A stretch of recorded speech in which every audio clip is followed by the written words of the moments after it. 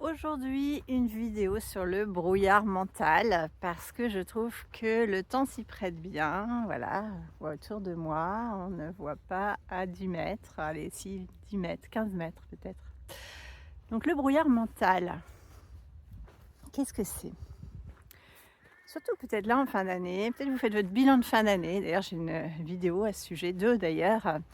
Une qui explique en quoi peut être utile un bilan de fin d'année et une autre qui consiste à écrire une lettre à son soi d'aujourd'hui en écrivant dans le futur.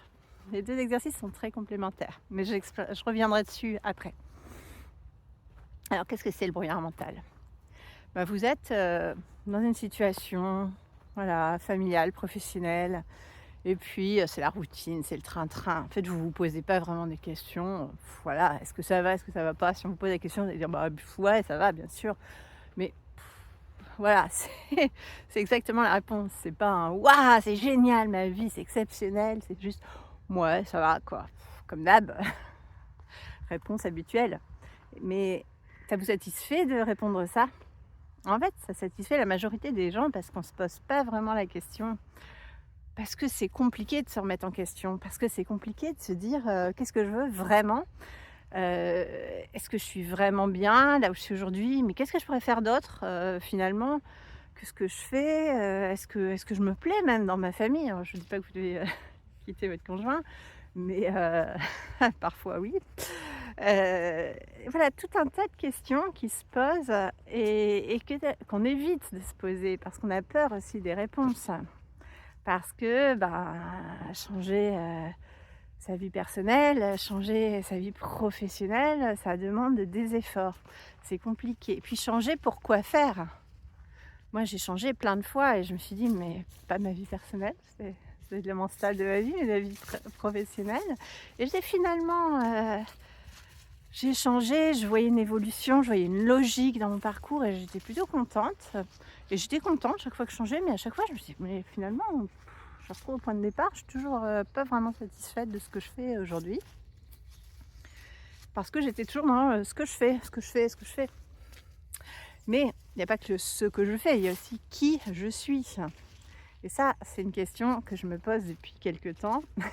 C'est semble un peu bête comme question, mais pourtant on n'a pas la réponse à cette question-là. C'est compliqué d'avoir la réponse.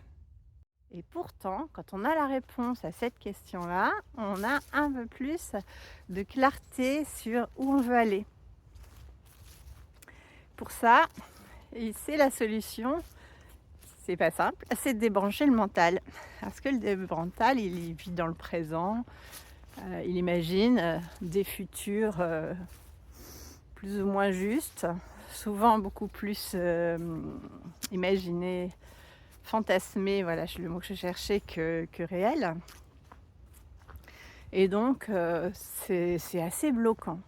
Ou alors, ou alors on est dans le mental aussi à fond et on est dans le développement personnel, type les coachs hyper connus. Allez, fais-toi les affirmations mentales, dis-toi que tu es le plus fort, dis-toi que tu peux y arriver, et tu fonces et tu le fais. Et, ok, ça marche un temps parce qu'on arrive à se motiver comme ça. On se dit, allez, j'ai de la volonté, je vais y arriver. Et on y arrive un temps, puis en fait, finalement, rien qui change. C'est toujours pareil. On s'est mis quelques habitudes en place. Bon, très bien, ça va mieux, un petit peu mieux. Mais ça ne change pas radicalement les choses. On a toujours sa routine, même améliorée. Alors qu'est-ce qu'il faut faire? Il faut réussir à débrancher ce mental, ce qui n'est pas chose facile, pour pouvoir aller plus vers ses ressentis, vers son intuition, des choses qui sont assez impalpables, mais qui sont néanmoins réelles, parce que c'est des choses que vous êtes capable de prendre en compte de temps en temps, pas toujours, comme les ressentis aussi physiques, corporels.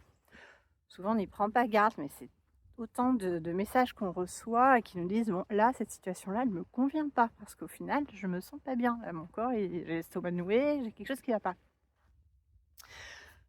Donc en apprenant à lire ces signaux, corporels, à lire nos émotions et à accepter ces micro-moments où peut-être une idée nous vient en tête, on ne sait pas trop si c'est le mental. En général, c'est les intuitions dans ces cas-là, c'est notre moi profond. C'est-à-dire qui on est vraiment, le soi qui n'est pas conditionné par ses habitudes et son éducation, qui va nous donner des pistes. Mais on n'a pas l'habitude de les écouter, ces pistes-là. Donc c'est des choses qui s'apprennent. Et c'est des choses d'ailleurs que je peux, pour lesquelles je peux vous aider si ça vous intéresse. Il y a moyen de se rapprocher de ce schéma de pensée. Alors ça se fait pas du jour au lendemain, ça prend du temps parce qu'on est vraiment très très conditionné. Mais il y a moyen. D'où mon exercice, si ça peut vous intéresser. Il n'est pas forcément facile à faire. Sur la vidéo Retour vers le futur, vous pouvez vous imaginer dans un an, mais de manière pas mentale, de manière vous lâchez prise, vous laissez aller votre imagination et vous écrivez à la main tout ce qui vous passe par la tête, même si ça vous semble complètement farfelu, et vous y allez. Voilà, c'est un exercice comme d'autres. Il y a plein d'exercices créatifs comme ça aussi qui vous donnent une idée sur ce dont vous avez vraiment envie au fond de vous. Ça peut être des ateliers type collage, plein d'ateliers créatifs où vous pensez pas, vous, vous faites ces créations, que ce soit artistiques, ça peut être aussi des dessins, ça peut être du théâtre, ça peut être plein de choses. Tout seul, c'est plus facile sur les ateliers créatifs. Et après, vous lisez ça, cette fois avec le mental, et cette fois, vous essayez d'interpréter ce que vous avez pu faire lorsque vous étiez en mode, on va dire, détendu, plus proche de votre subconscient, donc de ce que vous avez au fond de vous. Donc voilà, tout ça inspiré par le brouillard. D'ailleurs, il s'est un petit peu levé là où je suis actuellement. Donc j'espère que ça peut vous aider à lever votre brouillard mental. Et puis, n'hésitez pas à commenter si ça vous inspire quelque chose, si vous avez des exemples. Je serais vraiment intéressée de voir et je vous répondrai. À bientôt.